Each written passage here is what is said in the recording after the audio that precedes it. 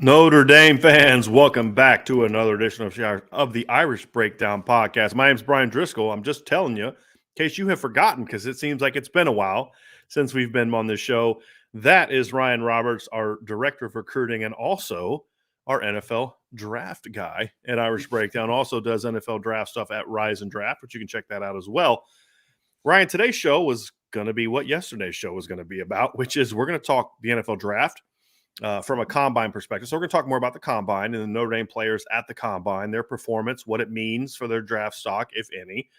And then we've got some recruiting stuff we want to discuss at the end. So that's what we're going to do today. And then at the end, we're going to kind of have a de facto mailbag. So if you all want to ask questions about the combine and Ryan's reactions to it relative to Notre Dame players, or if there's a couple other players you want to ask him about, that maybe are someone your favorite NFL team is looking at, you can do that as well. And of course, you can talk about recruiting because there's a lot going on. And as you'll see from the updates we have, there's Notre Dame's getting after it in the recruiting trail. So, Ryan, let's begin talking about the NFL Scouting Combine, which was this past week. And it was a very interesting few days for Notre Dame players. And I want to begin on a positive note.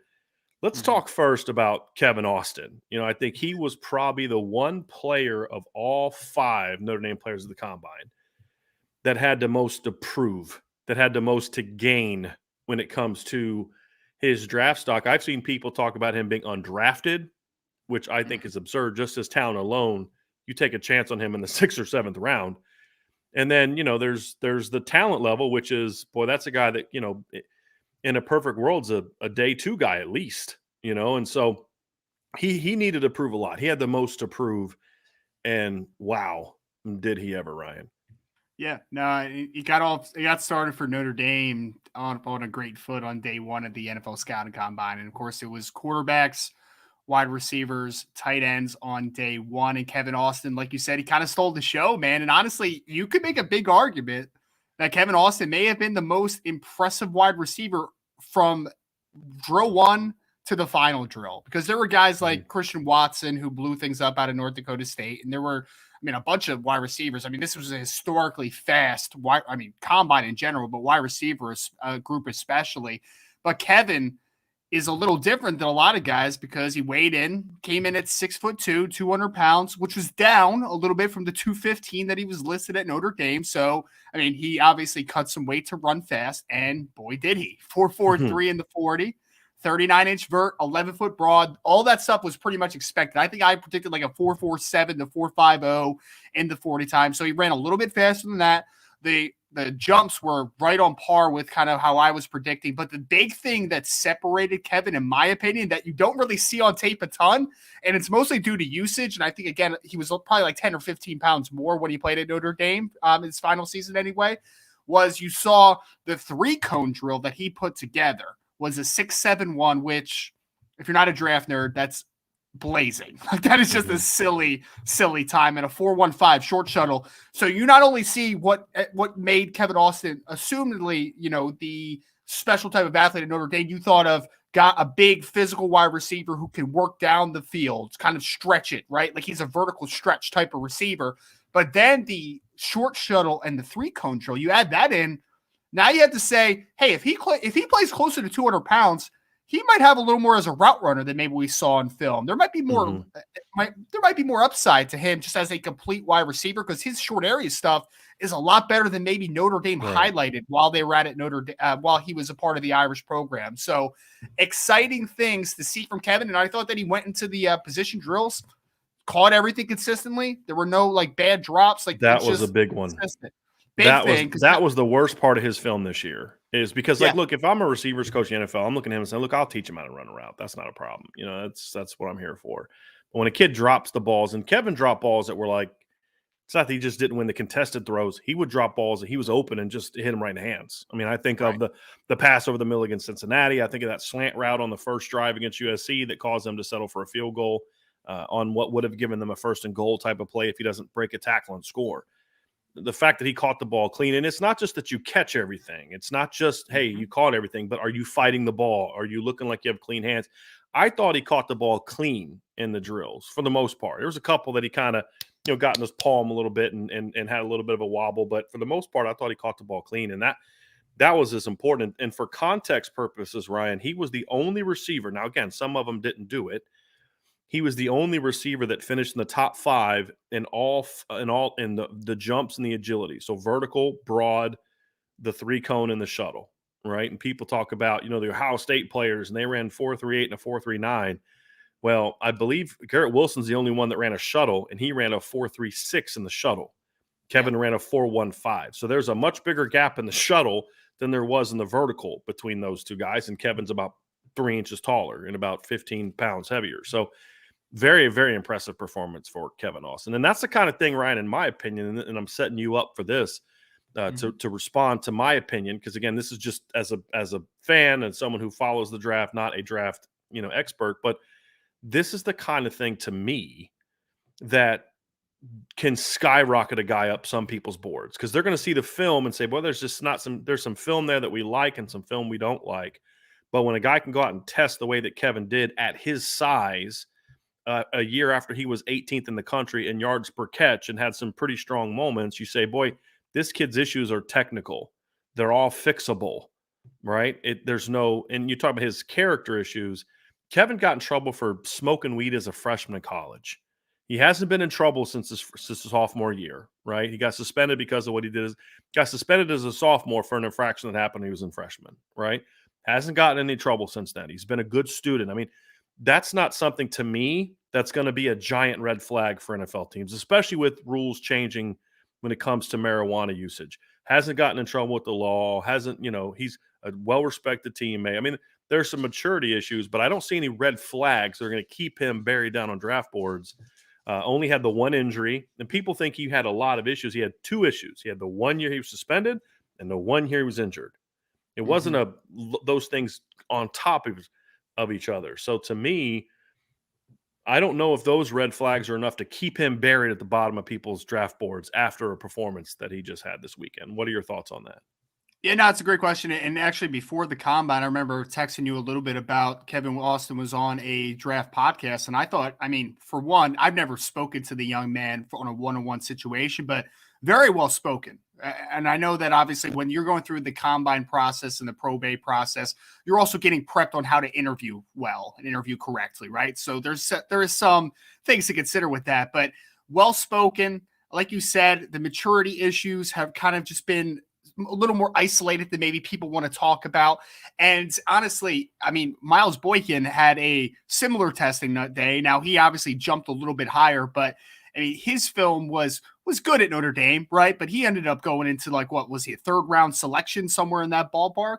And I think that there's a decent argument that Kevin Austin is a more talented player than a guy like a Miles Boykin, at least for the upside factor. So I think that we're talking about him maybe potentially getting up into that range. And I don't think it's impossible saying, and I said this on to someone the other day, I think it's much more likely that he goes in the 3rd or 4th round than he goes in the 7th round anymore. I think it's much more what that ballpark is.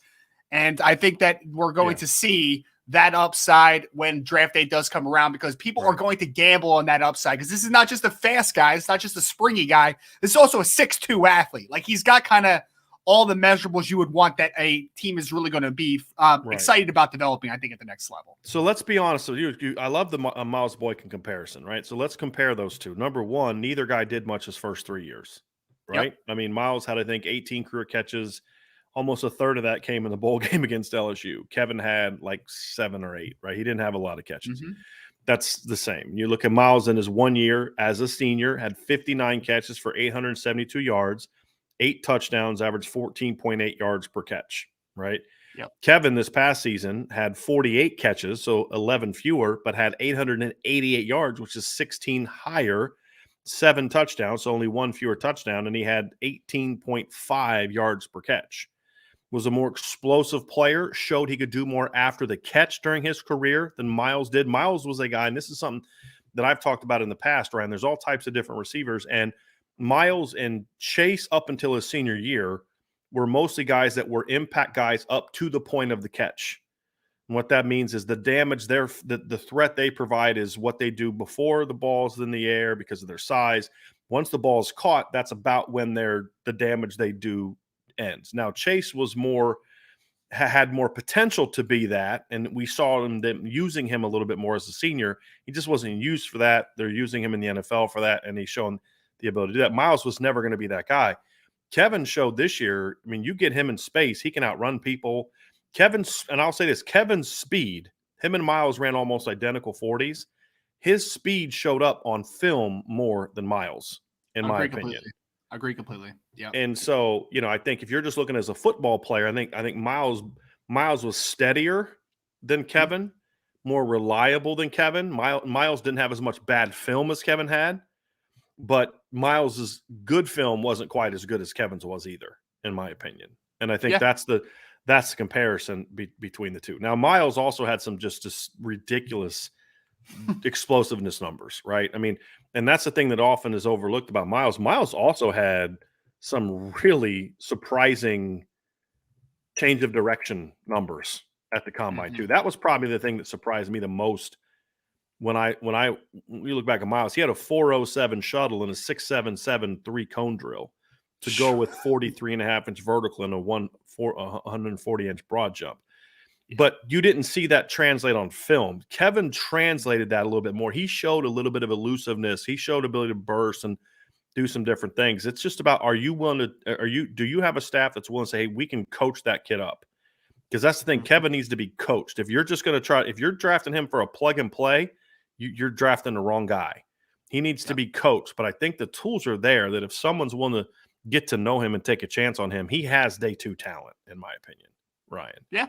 No, I don't disagree with that because I think that you illustrated perfectly. I think that the athleticism that we saw in display in Indianapolis, comparative from Kevin to Miles Boykin, I think Miles was a good athlete on film at Notre Dame. I think that Kevin is a very good athlete on film at Notre Dame. Like it's the technical side of the game that has halted the Kevin Austin hype, right? I mean, obviously we talked about the drop issues, but there are obviously also inconsistencies working off of press, being equally physical, working down the field. Like there are things that need to improve from a technical perspective, which gives you hope because Miles Boykin, I think, was a guy that was like, we thought he was a good athlete, but then he ends up being an elite athlete. Wow. Right. Maybe there is more upside than we didn't see.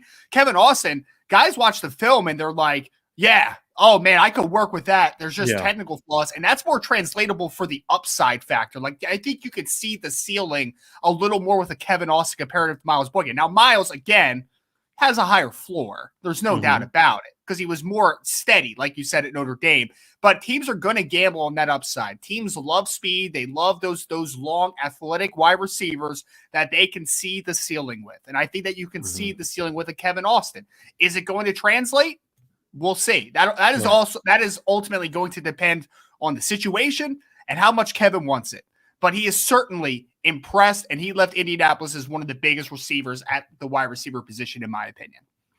So you're the GM, you're the head scout guy for the Granger Fighting Irish. Okay, we're the new expansion team in the NFL. Okay, where was Kevin Austin on your board coming into the combine, and does that move after the combine? Because I think you and I will talk about this with future guys. You have to be careful. I think fans make 2 giant mistakes with the combine. One, they think it's irrelevant and it means nothing. If it was true, they wouldn't have a combine. Okay.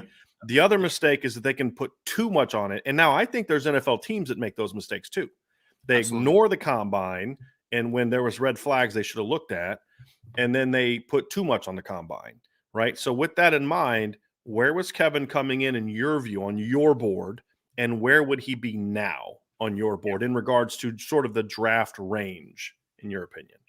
Yeah, combine's always a verification process. For Kevin specifically, I went in and I've been consistent on here, 5th to 7th round. I thought he was a day 3 flyer at the late rounds because he has athletic upside, but there is a long way to getting there. There's a long road. Like you said, he's not going to hit the ground running and just be the guy that we think he can be. There is a maturation process.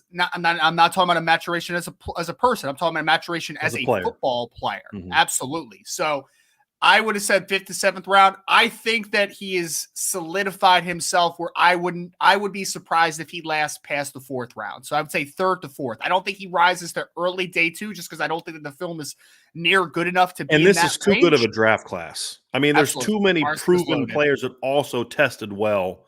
Yes. You know, like, I'm sorry, Kevin's performance at the combine isn't trumping what Traylon Burks showed me on film the last 2 years, right? Like, for me, you know, he's not, you know, when Kevin and Alex Burks were on this, or Alec Pierce were on the same field, one guy stepped up and made big time plays, the other guy shrunk, right? Yeah. I don't care what he did at the combine. Now, again, Alec Pierce had a phenomenal combine as well. I'm just making the point that, right, you know what I mean? Like, the film still has to carry more weight to me. And I think, yes, Kevin did, to me, move up people's boards, but the film just still isn't good enough for me to think he gets past the 3rd round. Or, I mean, moves up past the 3rd round, in my view. And I think 4th is just a healthy place to look at. Because the other thing, too, is a lot of these receivers that blew up at the combine outside of Pierce, a lot of the guys that really stole the show at the combine were smaller guys, too. That's the other thing to think about, is Pierce and Austin were a little bit of unicorns in that group, I felt, and that they were the post 6, the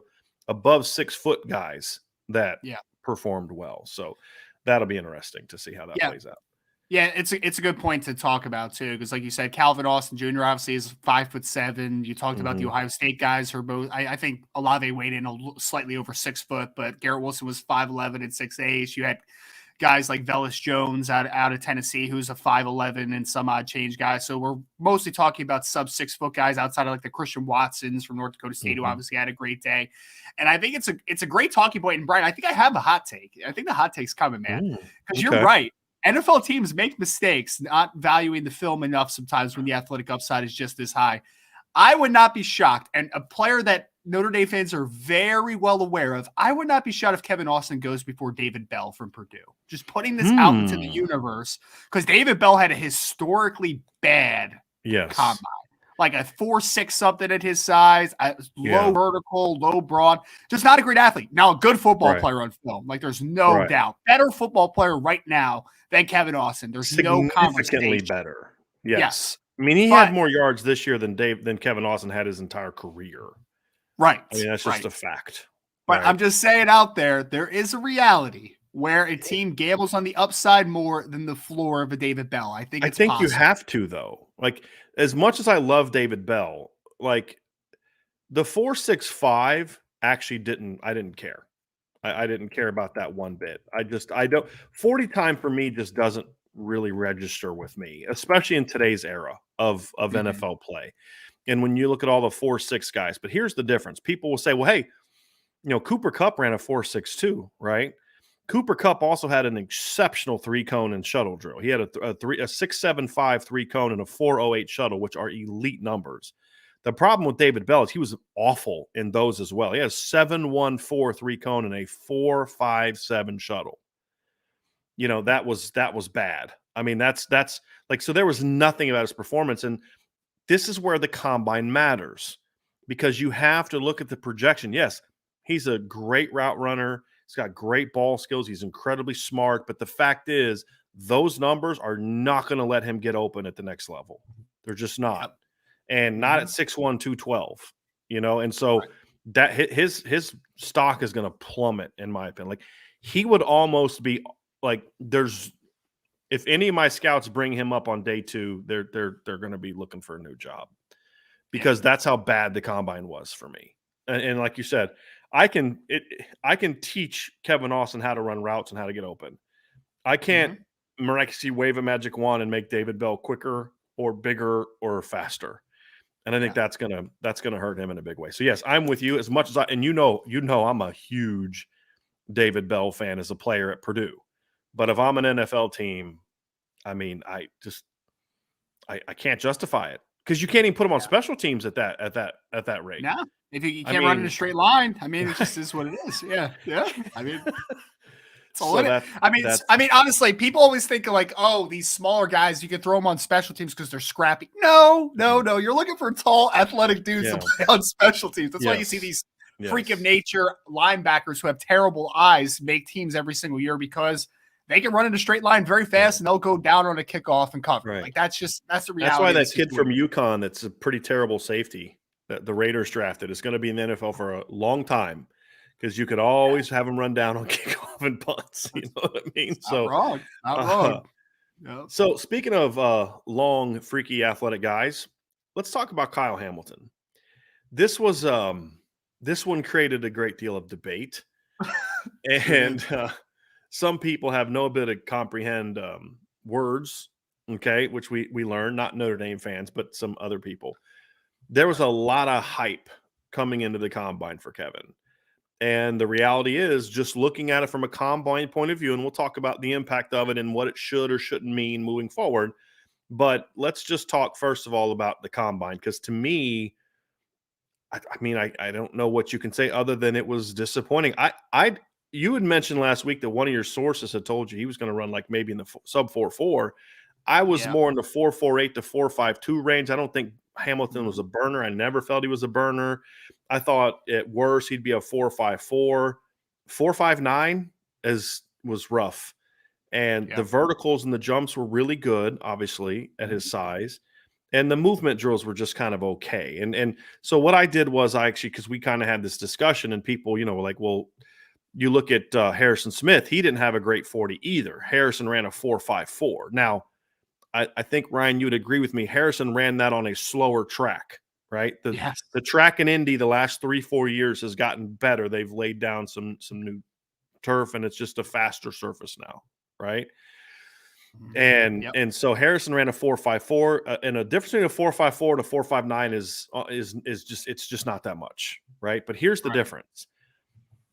Harrison's 20-yard split was 2.59. Kyle's was 2.67. That's significant. That means this is where the range comes from. Kyle's going to cover a lot more ground from 20 to 40 than Harrison. But the first 20, Harrison was quicker. But here's the difference. Harrison had a 6'3" cone, which is insane quick. And he had a 4.12 in the pro shuttle. Kyle was 6'9" in the 3 cone, which is actually pretty good, but not anywhere close. Size, it's good, right? Yeah. To Harrison Smith, and he had a 4.32 in the pro shuttle. There was a big drop off. So just overall, the movement stuff, right? There's the explosive stuff, and then the movement stuff.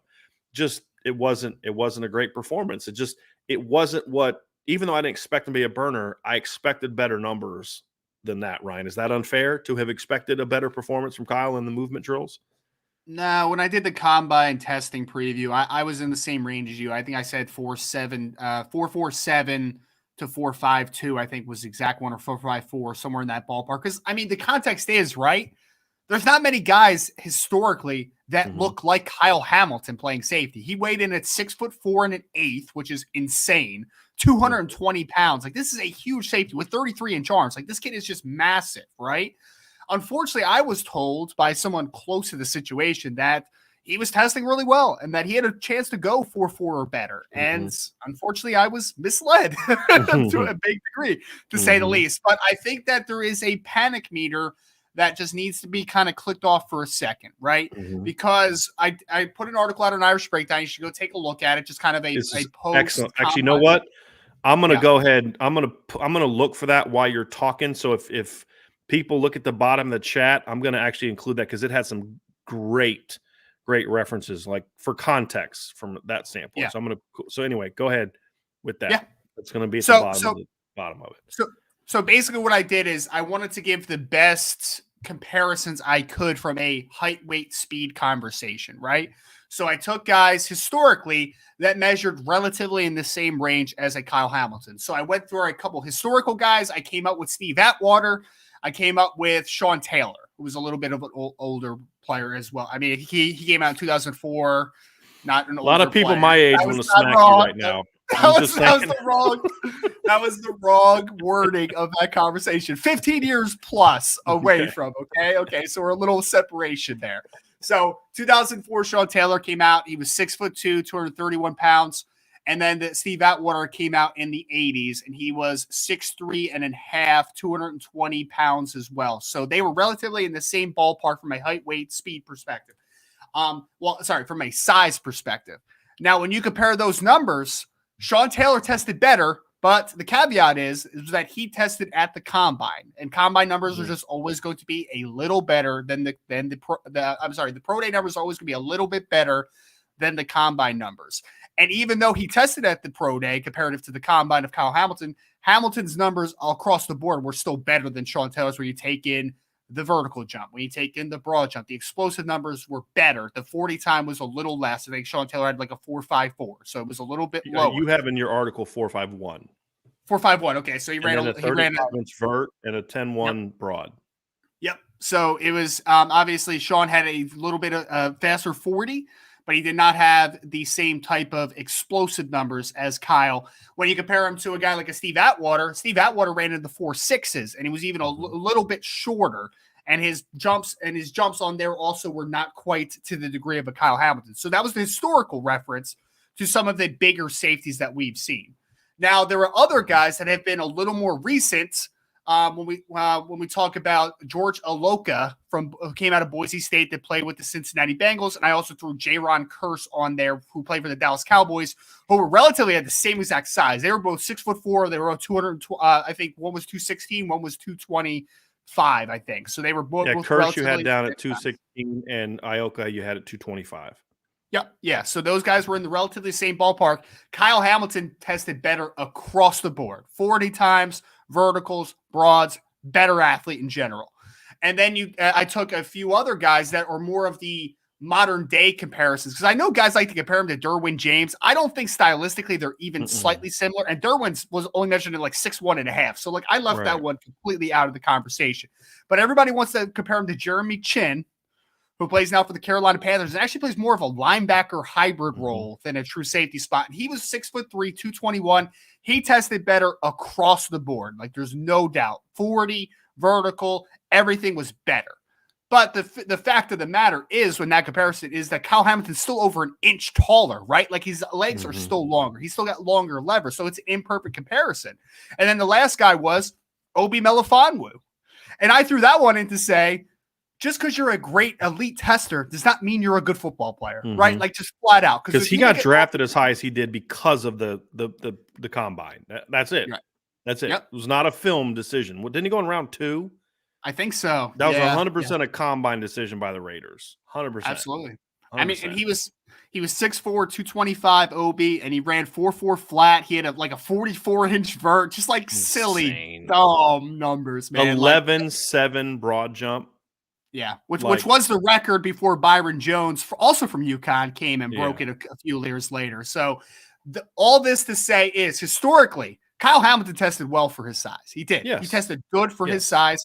And he also the illustration is the fact that just because you're an elite tester at that size does not mean that you were a good football player. So let's go back to the film. It was kind of my urge. That all being said, though, to go back to Brian's point, he still underperformed comparative to what had been floated out there. The rumors that were out there were a much higher level, and he did not hit those numbers. So you can't come out of the combine and say that you were completely satisfied when there were numbers that were being teased that were just better than what we saw. And I think he played better than he showed. I think he plays faster than he showed. Like, again, and I'm not someone who expected Kyle. I was shocked when you told me about the sub 4.4. I was like, I'm just hoping he gets a sub 4.5. I mean, to me, that would be moving for him. I was expecting, like I said, 4.48 to 4.52. I'd be, maybe a 4.45, 4.54.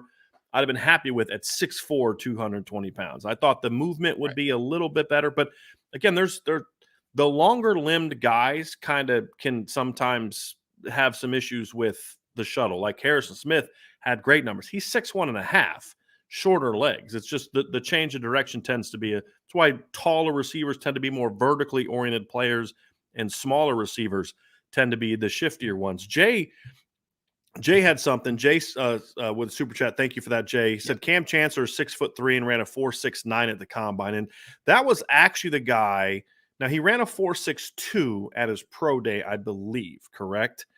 I actually thought Cam Chancellor, and thank you for the super chat, Jay. I thought Cam Chancellor was the guy that I thought was the best comparison you made, because Steve Atwater, you compare him from a size, speed standpoint, but their games were way different. Steve played in an era where he was basically a fourth linebacker. You know what I mean? And really the way Denver played with him and Dennis Smith, it's like they had 5 linebackers on the field basically at times, you know, the way that they hit. Different game, different era, you know, but I think Cam Chancellor is the guy that has always intrigued me if you're talking about a comparison for how a team could use Kyle Hamilton. It's Cam Chancellor with more back end range is kind of how I've always viewed Kyle Hamilton. What are your thoughts on that? And then, you know, how those two compared. Because again, short shuttle, Kyle was better. You know, Cam was 4.41. Kyle was, what I say Kyle was in the short shuttle? What did you have him down there as? He was a 4.32, right? Which yes. again isn't great, but it's not terrible. And Sure. Cam was a 4.41, 32-inch vertical, 9.8 broad. Kyle blew those away. Right? Arm length is similar. Kyle's an inch and a half taller. Cam was about 10 pounds heavier. So, you know, Cam was a 4.62. Kyle was a 4.59. So that's the comparison for me. And Cam Chancellor was a darn good football player. And I think Kyle Hamilton's an even better football player than Cam Chancellor was coming out. Yeah, oh, definitely. I mean, out of Virginia Tech, he was kind of viewed as a hybrid. And Jay, thank you so much for putting that win, because I actually did include Cam in the article too, and I forgot to mention him. So, like you said, 6'3", 231, a little bit bigger of a player, but still, I think that there is definitely some comparison from a size perspective. Anyway, the one that I wanted to throw in there, Brian, but I just couldn't find any data on him was Kenny Easley, that used to play with the Seahawks in like the 80s into the 90s, because he was more of a versatile player in pass coverage, right? Like he wasn't just a box player. I think he had like a crazy amount of interceptions in like a short span of his career. And he was also 6'3 plus, like 210, 215 pounds. So that was the one that I was upset with, that I couldn't find any combine or pro day data on. But I do agree. I think that there's some imperfect comparisons with this conversation, because I do think that I think that when you see a guy like a Kyle Hamilton, not a pure like box strong safety, he can definitely do things obviously down in the box and work in the alley and do all that type of thing. But I think that he brings a lot of coverage versatility, where he's never going to be a true free safety, like middle of the field type of player. But playing split field, coming down into the box, working middle of the field at times, he just brings a lot of things that you love to see from a versatility perspective. So definitely, I think that I don't think there's a great comparison with a few of the guys that I listed there, which I think is what makes him a unicorn. He's not just, because most of those guys are box safeties. Like, I mean, Sean Taylor, I think, is not a terrible comparison. I don't want to compare him to Sean Taylor, because Sean Taylor was a great football player coming out of Miami. But I think from a stylistic perspective, there's some comparison there, man. There's something there, I think, a little bit. It's hard. It's really unfair to compare him to Kenny Easley, because Kenny Easley was a 7.57 guy. And, you know, I mean, that's just, like I said before, no matter what Tommy Gunn says, that's where the real ballers are from, Ryan. So, I mean, you can't compare him to someone from, you know, from this area, you know, which I have to say, especially now because I'm in the 7.57. But I think the other thing too is there, this is Anthony Shea made this point. And I think this is, we're going to transition into, does the combine impact, or should it impact your view of Kyle Hamilton? I'm going to share my quick opinion. I want to hear what you think about my opinion and it. Anthony Shea says Kyle Hamilton has insane recognition, which more than makes up for any straight line speed. And I think that's where you can make the mistake of focusing too much on the combine, because a 4.59 guy like Kyle Hamilton, and again, I think he's faster now. I did not anticipate him working out at the pro day. I think he does now. I think he will work out the pro day. I think he should work out the pro day now. That's just my opinion, because, you know, again, he's positioning. The difference between going 8th and 3rd or 2nd is a lot of money. You know what I mean? There's a lot of money on the line. And so if he does work out again, I think he's going to test better on all the movement stuff. And I wouldn't do any of the jumps. He doesn't need to do the jumps again. I would do the movement stuff again. But a 4.59 guy that can read a defense, is and smart, is an instinctive, is going to cover a lot more ground and get to the ball faster than a 4.49 guy that's not an overly instinctive football player. And that's why the guy like the OB guy from UConn is not very good. He's just not a real instinctive football player. He's a great athlete, but not a great football player. And I think that's where I think the combine you can make your big mistakes in the combine. That's why you never, ever make a decision off the combine. It always has to be as a sort of like you use it as a confirmation thing. To me, it's a tool that always takes a back seat to the film, unless you have that rare instance where a guy just doesn't have film. Either he played a position, like if you're trying to evaluate Keenan Reynolds, you have no film of what you're drafting him to do. right? If you're drafting a guy that's a free safety, but in a weird defense, but you're going to recruit him to play something else. Unless you don't have any film, then the combine has to be just a little bit of information, right? Like you said, that either confirms and things like that. And when you look at Kyle Hamilton, in my opinion, I don't think the combine should matter as far as the on-field part, because I don't think nothing on there was below expectations enough that I'm concerned. Like, this isn't a David Bell situation, to refer to an earlier situation, right? And I also think he moved well. When you go watch the drills, he was very smooth. He was very fluid. He was very clean. I mean, on that back pedal, he's right on the hash. He never comes off the hash when he's flipping and turning. And for a 6'4" guy, that's an impressive looking thing. So I think, to me, it shouldn't matter, but I think there's a reason certain teams are always drafting in the top 10, because they're not good at this thing. And there will be someone probably that's stupid enough to say, I'm going to ignore 3 years of Kyle Hamilton film and focus on this, and we're going to take somebody else ahead. That's my 2 cents on it, right? I mean, I want everybody in the chat to just kind of understand for a second. Even before I started working for Irish Breakdown, Kyle Hamilton was the top player on my board. I think that he's the only player in the 2022 NFL draft that can be considered anything close to generational, because we talked about that size profile.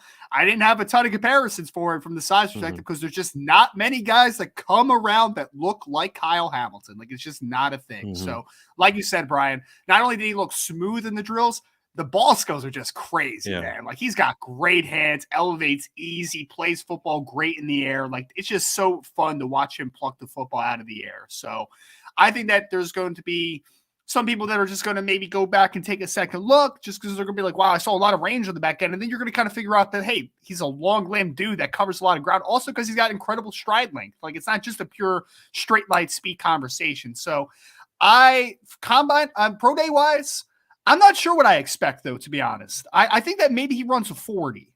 I don't know if he tests much more than that, because I think that he's going to sit on the jumps. Everything's going to be good there. I think he's even going to sit on the short area stuff. Maybe he just says, hey, maybe I'll cut 5 pounds and I'll run fast. Maybe I'll break it to the 4.5 low, or maybe a 4.4 high. And that would be just kind of my exclamation point on the conversation. But, like, I don't know if I expect him to test a ton at the pro day. I'd be fine with him sitting out the movement stuff, because, again, I don't think that stuff was, like, especially the 3 cone. And I think the 3 cone for me, for a safety, is more applicable than the shuttle. How often does a safety change direction that quickly on a play, like the 3 cone? I mean, like the shuttle, right? Yeah. Like, I think the 3 cone is a little bit more applicable to me. So and that one was pretty good. I mean, that was the 6'9" was a very good number, especially for that size. Yeah. I could see him focus on the 40. I don't think coming in at 212 and running a faster 40 is going to do anything, though, because people are going to say, well, that's because he lost 8 pounds. That's why. I mean, if he can stay somewhere in that range, like 217 to 220, and run a low 4.5, I think it matters, in my opinion. And again, I don't necessarily think it should, but in today's era, when you're talking about him maybe falling down to 8, 9, 10, some people say it may happen, which I think, it's why some teams continue to draft. That's why the Jets are always got a high pick in the draft. You know what I mean? Because they're going to draft people like Vernon Golston. You know what I mean? Oh God! But or going as high as number 2, which I've seen him go as high as number 2 in the mocks. I think that you at least have to have the conversation about whether or not it's going to matter. And I think part of that, I would imagine, Ryan, is his agent getting feedback from teams about how much the combine, impact people, whether they would share that with him or not. But I think that's kind of what his job needs to be is, hey, let's go find out if, what people are saying about this and if this may end up having an impact or not. Yeah. Now, and obviously that feedback will be had. The conversations will be had. I would say right now, as far as the implications are concerned, I think you kind of hit it on the head with one thing you said. I think pick 8 to Atlanta is the floor. I really do. I would be shocked if he is a Georgia kid on the clock at 8 at a position of need for a team that just needs talent and potentially passing on the best player on the board at a position of need. Like, I just find it hard to believe if Atlanta passed up on a guy like Kyle Hamilton. I think the clock starts at number 3. I really do. I still think that it's in play because I think that if Jacksonville stays at 1, they're probably going to take an offensive tackle. I think that that's the conversation that's going to happen. Detroit at 2, they're the wild card for a quarterback. I don't think they're going to take a quarterback, but I think they're going to take an edge if they don't take a quarterback. And then I think the Houston Texans, I have no idea what the Texans are going to take, but they don't really need an offensive tackle. They could use pass rush like every other team could, but I think that's where the conversation with Hamilton starts is pick 3. And I don't think he falls past pick 8. But here's again, this was the point, not again like we're arguing, but here's the point that I'm making. And I wanted to put a specific number to so people can understand. A DB got taken last year at 8th. It was J.C. Horn. He made 21. His total value of his contract last year was $21.1 million. The number 3 overall pick last year made 34 total value. It's over $10 million. And let's say, okay, well, that was a quarterback. Okay, let's go to number 4 then. Let's go to Kyle Pitts, a tight end at number 4. His total value was $32.9 million. That's over an $11 million difference. So is it worth training for the 40 for 3 weeks to potentially silence any of the doubts in that 2 to 5 range to go pick? Because then again, number 5 last year made $30 million. So the number 5 pick made $30 million. So, I mean, that's just 3 spots. It was a $9 million difference between 3 spots in the first round. So that's why I say that the conversation at least needs to happen, in my opinion. So for sure, but that's what the agent's there for, right? Give Kyle the best advice possible, and then Kyle's going to have to decide what he's going to do, right? Yeah. Because the reason I say that is because I feel like the combine wasn't the first with Kyle Hamilton. I think the fact that Kyle Hamilton's twice missed games with injuries has to be taken into, that's, to me, that was the only, check mark on the cons list with Kyle, right? Was he's had some injuries, right? Yeah. And especially being a big, because what were all the injuries? The injuries were all lower body injuries. And for a long 6'4" guy, that's the concern, right? Sure. Okay, but now you have these, let's be honest, not great 40 times or, testing times. Because it wasn't just the 40. I mean, like I said, the shuttle wasn't great either.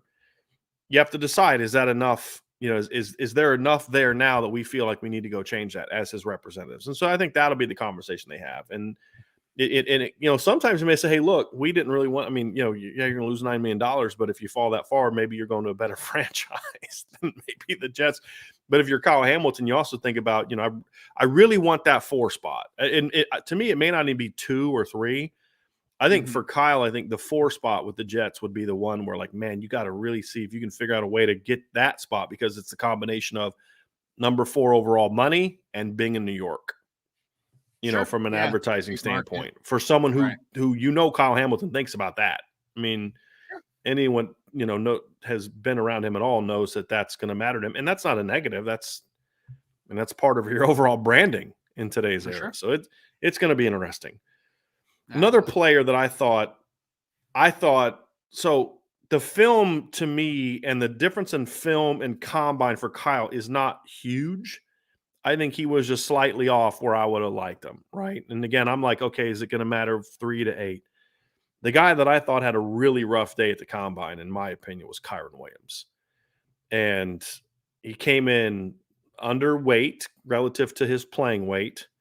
Yep. And the testing numbers, Ryan, were just concerning, I guess, is to say the least. I mean, when you're running the slowest 40 time of a running back, that's not something you want described about you. In a year where the other running backs who are bigger than you were running in the 4.3s.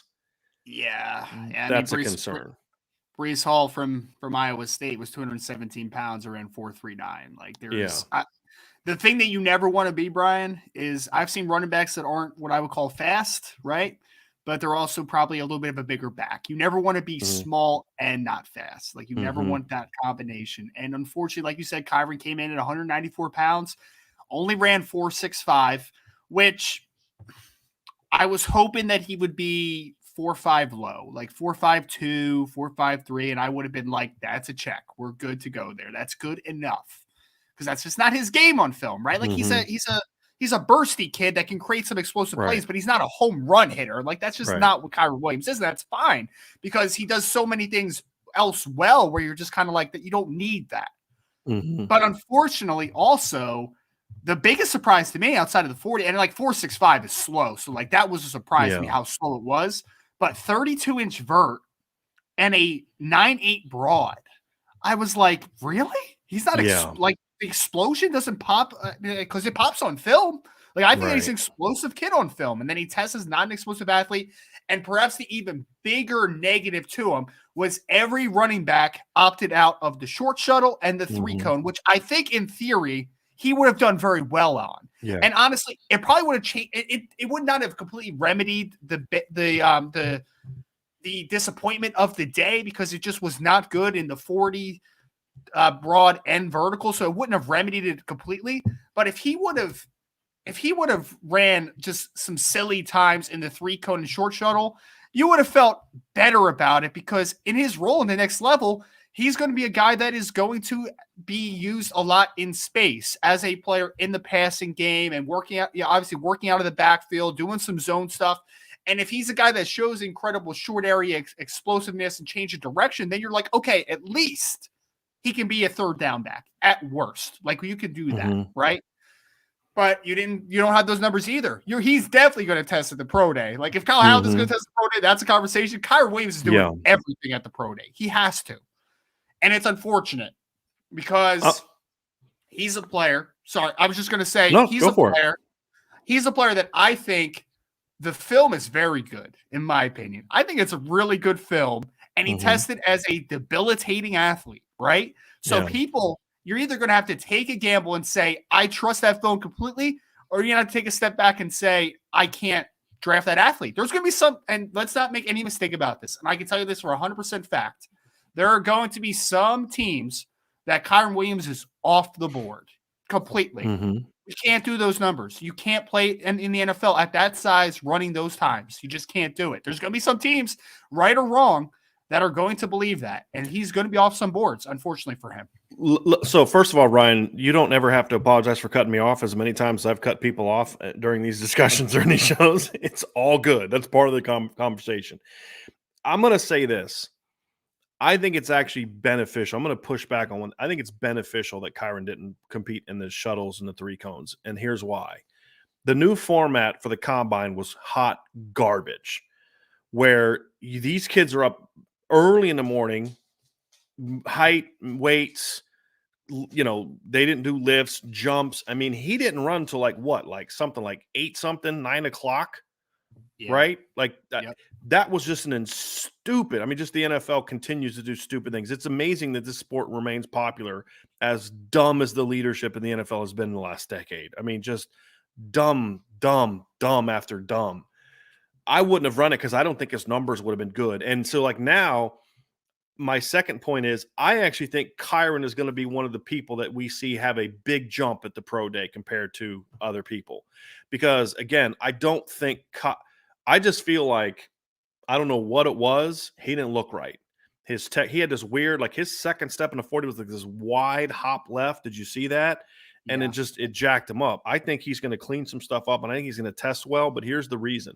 You're going to have to erase that 4.65 from people's minds. Like you said, the fact that there are no shuttles on the board is going to help him.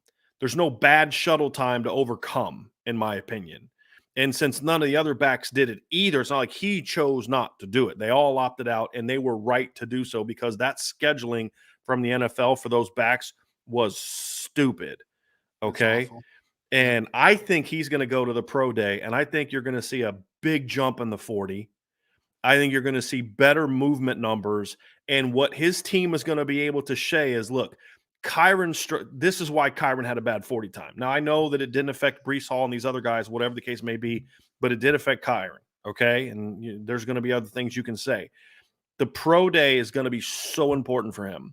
And I would hope that no team is taking him off the board until after the pro day, but the teams that keep him on the board, that's where I think Kyren is going to make his money, in my opinion. And I say that kind of, not literally, but I just have a feeling because, like you said, Ryan, you've been doing this a long time.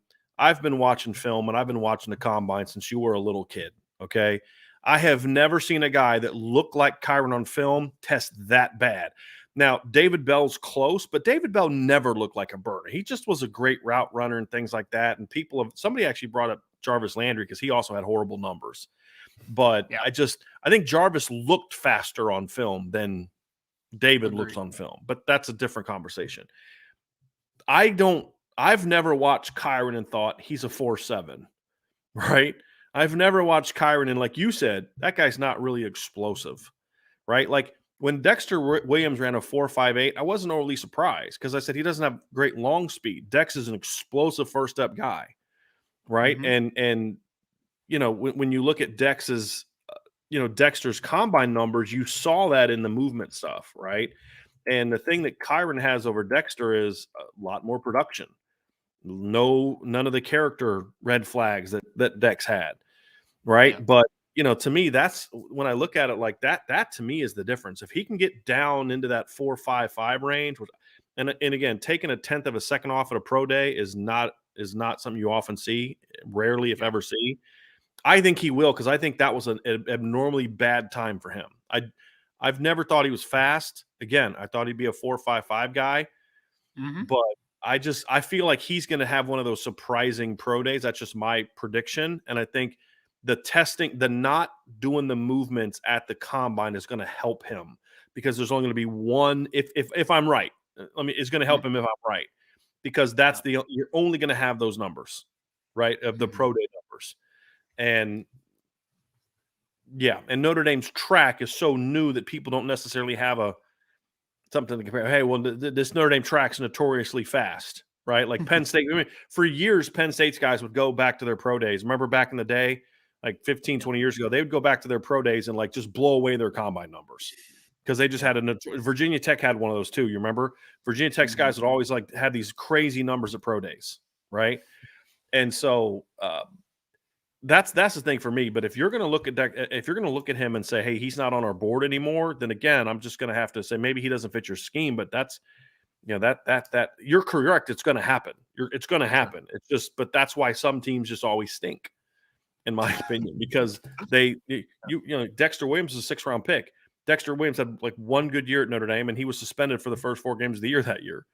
And Kyren Williams was a better all around back. I think Dexter was a more natural runner than Kyren a little bit, but Kyren's so much better in the other parts of the game. So his pro day to me is gonna have more intrigue than it would have beforehand, because that makes it even that much more important. Yeah. Now and I think the one thing that I would be remiss if I didn't talk about a little bit though, Bryce, like did you watch him in the just the positional drills, change of direction, do all that stuff? He looked fantastic, man. He looked like he does on film. Right. Yeah. Right. He did. I mean, if you watch that kid and you say that's 4.65, nobody would believe you. He was explosive in the drills. Right. And honestly, some players just don't test well. Right. Doesn't make them slow. Some people just don't test well. I mean, and that's why the NFL teams are moving away from combine numbers sometimes, and they're going to the GPS tracking stuff on the film, the game film, right? And it's definitely a better way to do it because, I mean, I don't think anybody watches the film and says Kyren Williams is 4.65 on film. Like, I don't think anybody says that. Do they think he's a burner? No. But do they think that he's slow? Also no. And Kyren Williams is going to play football on the next level. And I think he's going to get a niche at the next level for a long time because I think that his talent dictates that. I thought he could have went in somewhere like early 2nd round type conversation. He's probably more, if he sneaks into late in the 3rd round, possible, but maybe he's in the 4th round now in this type of conversation. But either way, Kyren Williams with how he blocks as a pass protector, how he catches the football, and the toughness that he plays with, he's going to play football at the next level. There's no doubt in my mind. The question, however, help himself is how much he's getting paid the next 4 years. That's what the combine, in my opinion, ultimately is where it has the biggest impact. It has no impact on what kind of career you're going to have. Right now, there are certain analytics you can look at and say no guy's ever run slower than this and been good at this position or whatever the case may be. But to me, it is very much indicative of how much you're going to get. It can be how much you're going to get paid. Sure. Because you go from early to late 3rd, or you said late 2nd, right? Late 2nd to 5th, it's a lot of money. It's a lot of money. And so that's going to be the interesting thing, which is, again, why the pro day is so important. Jack Coan is another guy. that worked out at the combine. I actually thought that when you look at Jack Coan, I mean, the 40 time is what people are going to talk. That's the one position. Offensive line and quarterback are the two positions I just do not give one rip about when it comes to 40 time. Okay. I was surprised at how his numbers at the combine, his movement numbers, Ryan, were really good.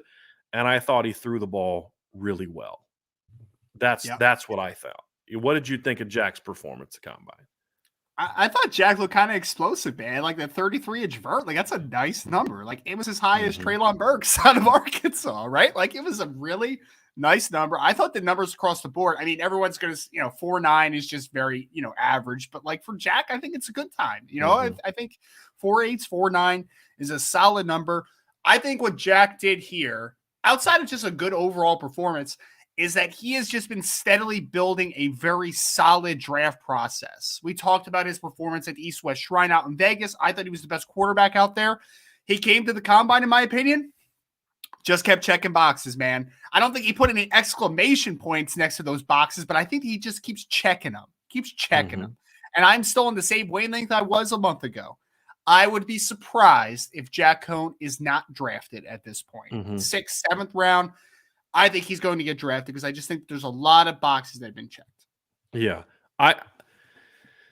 It's an interesting draft class at quarterback because it's not a great draft class. I think that it's a draft class where maybe some of the intangibles might move some guys around more than other years because there's nobody that just you look and say, wow, what a physical talent that guy is. I think the question now is just how high can Jack go? I mean, that's the thing for me is I think the athletic numbers were good. I think that there's going to be some NFL teams that are going to look at his film and say, this was clearly a guy that had missed a year because of a foot injury that was also making a really big scheme transition, right? From being an under center, pro style play action guy to a shotgun based guy who had a crap offensive line, and I think Jack's an interesting guy. I think Jack, the thing that caught me at the combine and what also I liked at the Shrine Bowl is the ball was jumping out of his hand really, really well, more so than what we saw for most of last season. And I mean, there were some throws. He made a curl route throw in the Shrine Bowl. I said, wow, he put some juice on that. And it wasn't even like really like winding up. If you remember the one I'm talking, it was in the first half. He just threw a curl route that it got there in a hurry. His deep ball was good. It was a little long, but the problem he had in Notre Dame was he was always underthrowing the deep ball because he was aiming it too much. I thought he threw the deep ball effectively at the combine. The distance, it got up, it got down in a hurry, and he wasn't really, really muscling it. So I think Jack Coan has really helped himself this entire offseason. I think he's done a lot of things from a just a performance standpoint. Because look, Jack's going to interview well, in my opinion. He's a smart. I mean, Notre Dame coaches raved about how smart he was and all those kind of things. And Wisconsin coaches raved about it. He's a smart kid. He's a great kid. He's a leader. He's a kid, and he's. I mean, this isn't an insult, but he's like the perfect backup quarterback in the NFL because he can play. He's a bigger kid. He doesn't have that huge ego that's going to make you think like he's going to be a problem in the locker room. Yes, Jack's a competitive kid. He's going to want to start. That's why he transferred to Notre Dame. If he's perfectly fine being a backup quarterback, he'd have stayed at Wisconsin, right? And sat behind, Graham Mertz. He wants to play, he wants to compete, but he's also a team guy. And he's going to be, hey, look, this is my role. This is my role. I'm going to embrace it. I'm going to do what I can to help team win. And you want a guy like that at quarterback, as a backup quarterback in the NFL. You do. And he's also not so good that people are going to be clamoring to bench so-and-so to bring in Jack Coan. But if that does happen, Jack's going to surprise people and perform well. I think he's helped himself a ton. I think of all the guys here, I think Kevin Austin and Jack Coan helped themselves the most so far in this offseason. Agree or disagree with that, Ryan? Yeah, I would say that Kevin helped himself the most at the one event, the combine, but I really do think that Jack has put together just a really good draft process. Like he has just done everything right up until this point. And it's not an insult to say someone is just a really good backup quarterback, man. Those guys make a lot of money and don't have a ton on their plate for the most part if you're in a good situation. Like, why would you not want to be Peyton Manning's backup quarterback for for several years? Why would you not want to be Tom Brady's backup? If starting's not the option, yes, correct. Right. Exactly. Correct. Exactly. Right. My point is there's a lot worse things in the world than being a lifetime backup quarterback in the NFL. A lot worse things. Right. Yeah. Guys like Chase Daniel have made a lot of money over their careers, not playing a whole lot of football. Right. Sure Gary have. Kubiak made good money during his career Big John Elway's backup for a long, long time. So yes, but I think Jack Coan is that kind of guy. And I think there was a lot of things that factored against Jack at Notre Dame that hurt how he's viewed. And I think a lot of them didn't have a lot to do with him. The offensive line, the poor coaching at receiver. Say, the timing was never great. Yeah, well, when the receivers are supposed to go here and they end up going like this to get there because they don't know how to get off the line of scrimmage, yeah, that's going to impact how your trajectory or your timing and anticipation. So I'm glad to see he's done well. He's definitely a kid that I pull for and want to see him have success. There's no doubt. And I think he's helped himself a ton. Last guy, I didn't really get a chance to see him work out at all, Ryan. So this is going to be all you. Myron Tagovailoa-Amosa. How did he perform? I know he only did did he do all of the drills or just the jumps and the sprints? How did he do? And where do you see him kind of right now, as things stand right now, slotted in the draft boards? Yeah, well, I think the first good thing that I liked about Myron was that he came in at 270 pounds comparative to the 260 that I think he was at East-West Shrine Bowl. And I think he played right around 260, 265 at Notre Dame. And I kind of like that he was near 270 because I keep talking about him as a player that's going to be caught in the conversation of hybrid player or tweener. And you don't want to be a tweener because that means that you just don't fit any spot. Like you're just not a good fit anywhere. Right. So I think that the 270 is a good weight because I think, and also his arm length wasn't amazing, but it was actually a little bit longer than I anticipated him being. I think he had 32 and 5/8 inch arms, which anywhere near 33 is a good length. And when you get to the 33s, 34s, that's where like the crazy, dudes are, like the Trayvon Walkers and Kayvon Thibodeau's and like those types of athletic freaks. But I think that he did a good thing weighing in at the 270. And I would say about his numbers is nothing stands out a ton about a guy like Myron, but everything was passable, right? Like the vertical jump, 29 inches is not a good jump, but like 9.7 in the broad's fine. 4.81 at 270 pounds is fine. It's not elite, obviously, but you know that you're not dealing with an elite athlete. You're dealing with a guy that went from a defensive tackle the majority of his career to playing a strong side defensive end. You don't expect this freak of nature athlete, but I think that he was passable in those numbers, and I think it's good enough because I was worried that he was going to go to the combine and he was going to run like 5.05 in the 40 and just not have any explosiveness to him. And I think that it was passable. It's fine. And he's a guy that I think as he continues to develop, like I hope that he can hold 275, 280, because then I think that he can be. And when I did the kind of the breakdown of his combine performance, I compared him fundamentally to a Adrian Claiborne that came out of Iowa that had a long-standing career as a solid player, not a great player. But he was, again, that big-bodied edge that those guys just are kind of becoming less and less prevalent in the game. But when you compare his combine numbers to a guy like Adrian Claiborne, who made a living for a long time as a solid contributor, they are pretty similar testers. So I think that that's what you need to sell if you're Myron. I'm a big-body edge that can also play inside on third downs and do some alignment versatility stuff on passing downs. That's how you need to sell yourself. But I think this was a solid step because he had a really nice day at the East-West Shrine. Passable numbers at the combine. I think when you saw the drills, I think he looked good. He looked smooth. He's never going to be a guy that's like super twitchy, never going to be a guy that's the most flexible dude of all time, which is why I think that he did not do the 3-cone or the short shuttle. But I think that he did nothing to hurt himself. I wouldn't say he necessarily helped himself a ton, but I don't think he hurt himself, which is more important. So I think Myron had an overall solid experience, nothing flashy, but it wasn't detrimental, I think is how I would phrase it. And I mean, a guy like Myron Williams, I have to think too is going to check all the boxes when it comes to the interviews, because that's the part of it that we can't measure, right? Is the interviews, and that's always the part that as I saw on your Twitter feed this weekend, the part that's always the most interesting when it comes to discussion of, you always hear every year there's this guy's doing great in interviews or this guy's doing terrible in interviews or things like that, and I always kind of laugh at those sources because it's just like, okay. And who are you? Like that people are telling you this, but I mean that stuff matters because I've talked about how a former Notre Dame player who ended up going the first round was not performing well in interviews, was coming across the wrong way, and a former Notre Dame coach who's now a current Notre Dame coach had a little come to Jesus moment with that player in a hallway in Indianapolis. And things started going a little bit better after that. And I'm getting picked in the first round, right? So, I mean, it can happen. Guys can have bad interviews, for whatever reason. Maybe you're trying too hard, maybe coming off as a prick, maybe you're not paying attention. None of those things are concerns for me when it comes to Myron Tagovailoa-Amosa. I think he's going to, because he's just a genuinely great kid. And I think that's going to help him too. But yes, I say the same about the Shrine Bowl. I don't think he did anything to help himself. I don't think he did anything to hurt himself. At the end of the day, it's just going to come down to the film and the fit. I think is what it's going to come down to for me. Do you have him as a drafted player right now?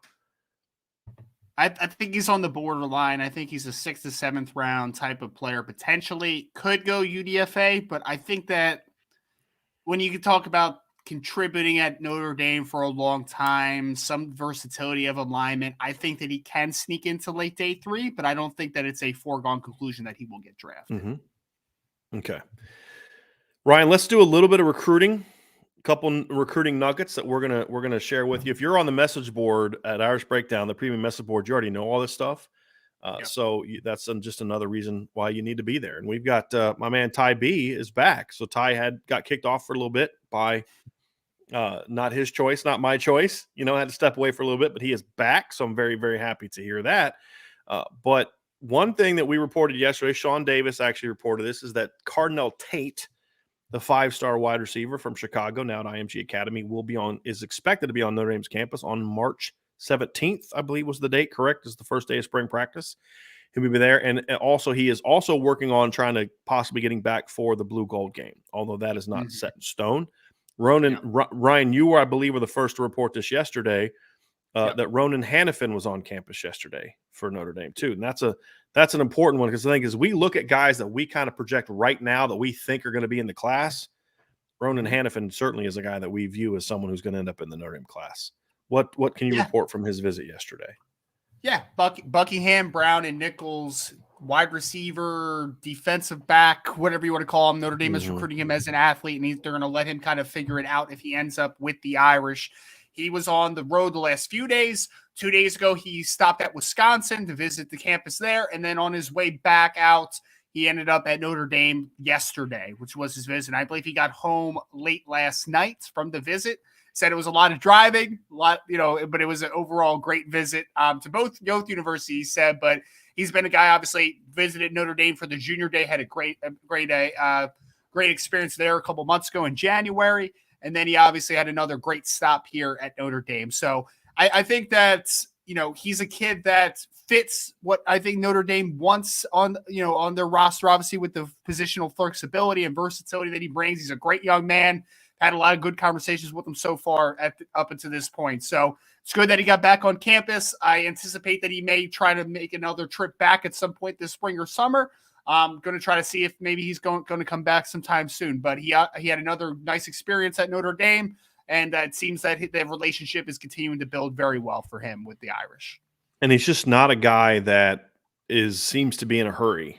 Just fine. I don't think Notre Dame is pushing for him to make a decision now. I know there's some people like, well, this seems like a no-brainer kid. Why isn't he committed yet? Is Notre Dame pushing it? No, I think Notre Dame's thing, and this is how it should always be, is a kid needs to decide on his timeline, because if you rush it and you force him to rush it, then he's going to end up second guessing that down the road, maybe go somewhere else. So you don't want to rush it. You want to let it happen somewhat naturally. And that's what Notre Dame is doing, because they don't need to rush it. They don't have a single receiver on the board if they're looking at them on offense. They're in good shape at linebacker and safety. And so those are other positions he could play. So there's no need to rush him. Let it play out naturally. And he could decide next week that it's over. He's done and commit to Notre Dame, or he could, like you said, Ryan, take more visits to other places.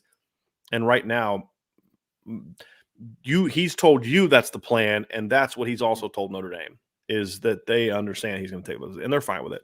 They're good with it. Yeah. Yep. So the other thing is we had a lot of people. So as I'm driving to Chicago on Thursday, I get 2 texts from you about, hey, Notre Dame just offered a D lineman, which I'm like, figures. Every time I'm in a position where I can't publish a story, Notre Dame does something. It just always happens Yeah. that way, it seems. They offered a defensive end from Texas, Austin Westlake, Colton Vasek, and they offered a defensive end from Maryland, Desmond Umeozulu is my best shot at pronouncing those 2 kids' last names. I think you nailed it. The last question, the immediate question people have is this have anything to do with Keon Keeley? And I'll say right away, I've talked to my sources about this. They view it Notre Dame views both of those guys as big ends with the frame to possibly they view them more as Jason Moore's and Brennan Vernon's than they do Keon Keeley. So this has nothing to do with Keon Keeley taking visits and things along those lines. Notre Dame is still confident that Keon's going to end up in the class. Ryan, you and I are still confident, especially with him having at least 1, maybe 2 visits still scheduled for Notre Dame in the spring. There's a chance Keon's going to come back in March, and he's talked about coming back for the Blue Gold game as well. So we're not at the point yet where we're overly concerned about Keon because, right. I mean, this is just so these moves were not in response to that, Brian. But what else can you tell us about these 2 offers for Notre Dame? Yeah, I mean, first and foremost, I really enjoyed the film of both players because I had not seen them up until that point. I would say Vasek, I believe is how you pronounce it, out of Westlake. He's a young man that I think, stylistically speaking, looks a lot like Joey Bosa on film. And again, I'm not saying he's going to be Joey Bosa, but just like stylistically, he's got that long frame. I think he could hold a good 270 on that type of conversation too. So he's definitely a strong side defensive end. The Desmond Omeozulu kid is a very interesting player because he's raw, but he's extremely athletic. That kid can absolutely move. And like Brian said, they're kind of projecting those guys forward because they both have long athletic frames to be in that strong side defensive end. I think an interesting conversation, Brian, and we talked about this before, is does Brennan Vernon weight gain this offseason? Does that give you some possibilities to maybe let's continue to add, maybe we can add an extra strong side defensive end because maybe Brennan Vernon could be that interior player down the road. Like, because when we were talking about him, he was a 245, 250 type of player. And I mean, we've seen the pictures, and apparently he's up to 280, 285 pounds. And if he can hold that weight and he is successful and he can easily, translate that, maybe he's the guy that moves inside eventually. And then Notre Dame has the potential to bring in another strong side defensive end. So I think there's a lot of possibilities at this defensive line. But yes, to reaffirm what you said, this has nothing to do with a Keon Keeley because these players are both not projected by Notre Dame to play Viper. But I think that there is maybe more possibilities from Brennan Vernon perspective, potentially. And that's just speculation on my part. But that was one of the first things I thought about was, yeah, I mean, Brennan Vernon's packing on the weight. He looks good. It looks solid right now. If he can play at that higher weight, maybe he's that 3 tech down the road. But I think that Notre Dame's just giving themselves a lot of options potentially at defensive line. Yeah. For me, I don't think this is a move that is in response to Brennan Vernon gaining weight. I think Brennan Vernon always is a guy that there was the thought that he was going to have a frame that could get bigger. We've talked about this with Jason Moore. We view Vernon right now still as a big end. And I don't think 285 necessarily makes him not, because if Notre Dame doesn't like that weight, they're going to get 10, 15 pounds off of him his first spring in summer in winter at Notre Dame, right? So they'll get him where he needs to be. It's still about the game. And Jason Moore, between the 2 of them, we've always felt like, look, between the 2 of them, one of them's going to play big end, one's going to play 3 technique, or they're both going to do both, right? There's that flexibility within this defense. And I don't think that's changed. So do I think that Brennan Vernon, maybe the process of him potentially sliding inside has been sped up? Maybe. But they still view him as a big end. I think this is just about, look, they love Jason Moore. The sources I've talked to, they still feel they lead for Jason Moore, but he hasn't committed yet, and you got to stay involved, and you got to get some guys. I think also looking at the roster moving forward, I think they're in a position where right now they're more prone to possibly bring in a 5th D lineman than maybe they were a month ago. I think that's another part of this thing too. And so I think those are the things that to me factor into why this decision would be made. And Ryan, I just got your text. That's why I was freaking out a second ago. We're going to talk about that in a second because I'm not thrilled with the NFL news that just broke. I'll explain why here in a second. So I think it's just about they like those guys more than a response to something. But but I do think it's a situation where, yeah, perhaps Brendan Vernon is going to end up sliding inside at some point in time. But that was always something that was always a possibility for him. Right. So it's going to be interesting to see how it plays out. And there was always a chance that maybe he goes inside and Jason Moore stays at big end. There was always that possibility. Sure. And I think those are still there. And there's a possibility if Brendan Vernon gets, is legitimately with his power. I mean, maybe he could be the nose.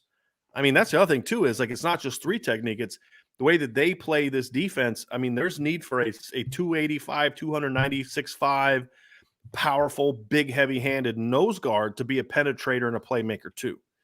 Much like Jerry Tillery was until his last year at Notre Dame.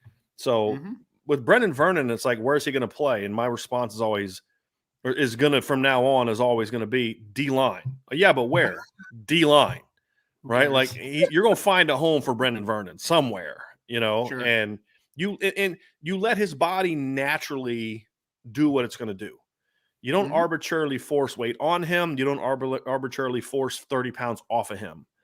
And that's going to be the interesting thing, because he's got a big frame. I mean, I saw him last April, even as just I think at the time he's still as a junior, right? I mean, and he's got big shoulders, big hands, big feet.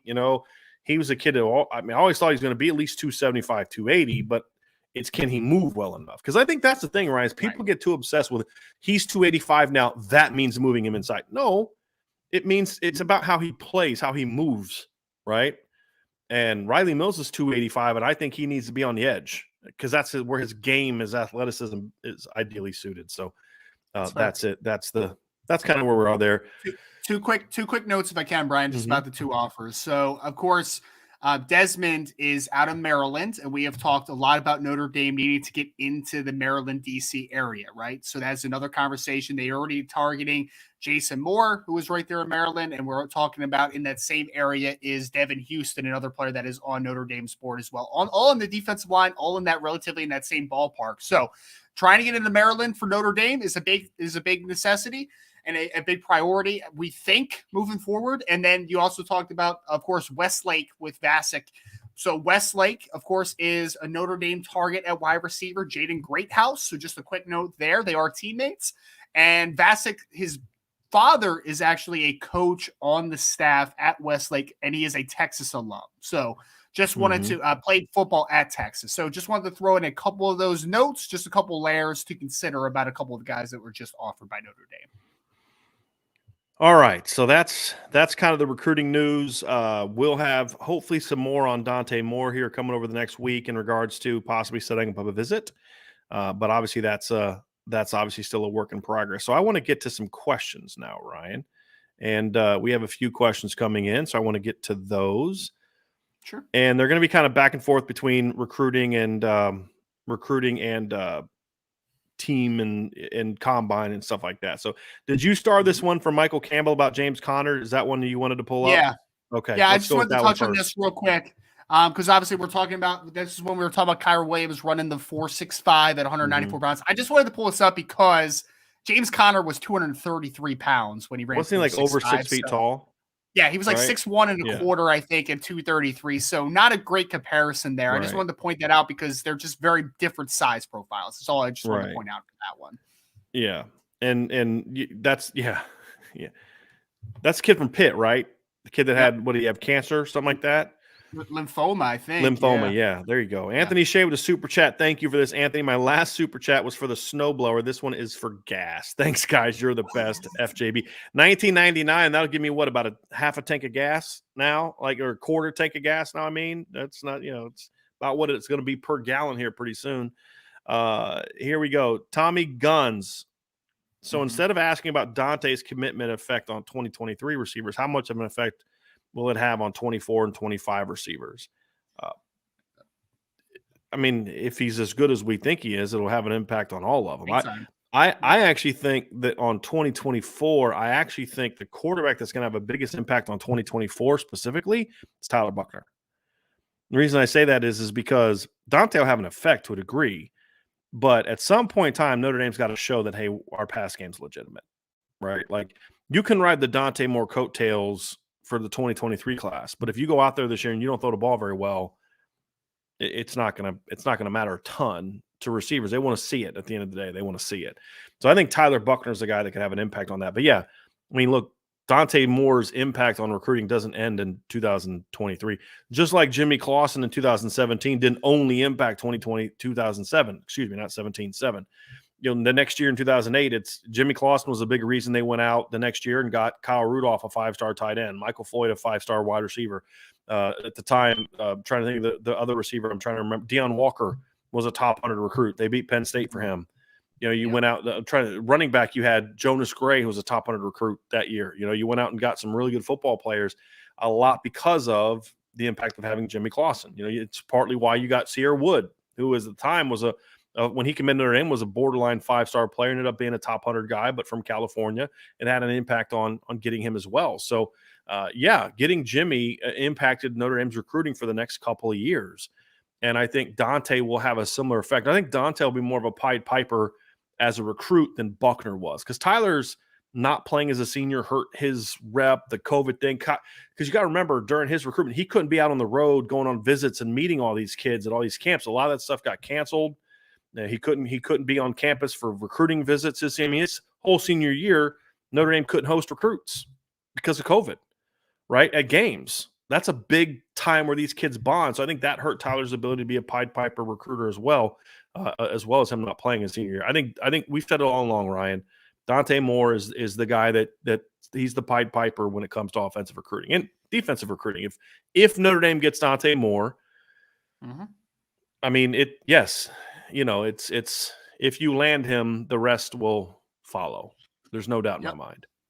Yep. Yeah. We've seen Notre Dame be on a great momentum, have great momentum in the 2023 class. If they are able to land Dante Moore, that momentum increases and it continues. And Dante Moore obviously affects, obviously specifically for Tommy's question, wide receivers, especially like everybody's going to want to come and play for the quarterbacks that Notre Dame is finally starting to get on campus. So to answer the question, yes, it definitely extends past 2023. What does 2024 board looks like? I mean, there's offer lists out there, and you know, we'll be able to have some intel on some of those guys. We just put on a couple things actually recently, but obviously Notre Dame is very preoccupied with the 2023 class. There is one 2024 receiver that Ryan has already gone on record as saying is a must get. And I tend to, when your dad played football at Notre Dame and your mom was like basically the women's soccer Heisman Trophy winner at Notre Dame, you should get that guy if you want him. And he's a big time recruit. Obviously, that's Emmett Mosley the third, correct? I believe or is he the fourth? I forget which one you had. He's not junior because his dad is. It might be fourth. Fourth, yeah, I think it's the fourth. His dad's the third. So, yes, and his mom was Cindy Dawes was her name, I believe, while at Notre Dame. They met at Notre Dame, obviously got married and had kids. But, yeah, she was Emmett Mosley was just kind of an okay player at Notre Dame. The dad, his mom was that's where Emmett got his speed from. There's no question about it. And I believe he's ranked right now by 247 Sports as a top 25 player nationally. If I believe so. So, yeah. I think it was like I think he was the 15th overall player by both 24/7 and on 3, I think. Yeah. Something like that. Yeah. So he's big time. He's big time. So and fast. He can run. Even for a young guy, he can flat out run. It's all about the booms, as call me nutty, ladies and gents, but I think we land Moore and then 5-star Julian Sand, the first time since Clausen and Christ, where we've had 5-star quarterbacks in multiple classes, back-to-back classes. Yeah, because Notre Dame's only signed one 5-star quarterback Kelly's entire tenure, and I think that was a questionable 5-star quarterback in Gunnar Kiel. Is that Gunnar Kiel? Yeah. Mm-hmm. I, however, do not believe that Julian Sand stays a 5-star. I just I don't. I think he's closer to Drew Pine than he is Dante Moore as a prospect. And now that to us, that's not an insult because we like Drew Pine. I do. I like Drew Pine a lot, but I just don't view him as a 5-star. But it would have a big impact because he's the person. It's like Tate Martell. Never thought much of Tate Martell as a player, but he was a 5-star recruit, and when he committed to Ohio State, guys followed him. Right? I mean, just it is what it is. So yeah, Julian Sainz, but he's still a top 100 player to me, Julian Sainz, at least right now, top 100 caliber player. He's not, I'd be shocked if he stays a 5-star. And somebody had said, well, Rivals is going to keep him there to, not look bad. I'm like, don't count on Rivals to do the rational, smart, intelligent thing, especially if the kid picks Notre Dame. So I'm not going to necessarily say that's going to be the case. Jacob Steely, my guy, was the better prospect, Tyler Buchner or Julian Sayin, similar height, weight out of high school? I do not think they have similar height, weight. Tyler was always thicker than Sayin. Yeah. Sayin's kind of a skinny guy, in my opinion, skinny kid. And he's a sophomore, but Tyler always had some thickness to him. I mean, he's got a lacrosse player body, and that's a compliment because those kids are pretty strong. He's got more of a linebacker body than he does Julian Sayin as a quarterback. You know what I mean? Like I just compared to him. So height wise, yes. Weight wise, no. There's no comparison to me, Ryan. I don't know what you think. You respond after this, but I mean, Tyler Buchner to me was a legit 5-star player as a sophomore. No question. I mean, as junior, as a junior. Now, sophomore wise, I don't have sophomore film to compare him to because Tyler got hurt in his first game. But Tyler's freshman film, to me, showed a more dynamic player. And then, of course, as junior, I don't see how Julian Sayin can go out and have a junior season. Now, again, it's hard for me to make this comparison because we've only seen Julian through his sophomore year. We never saw Tyler as a sophomore because of the injury.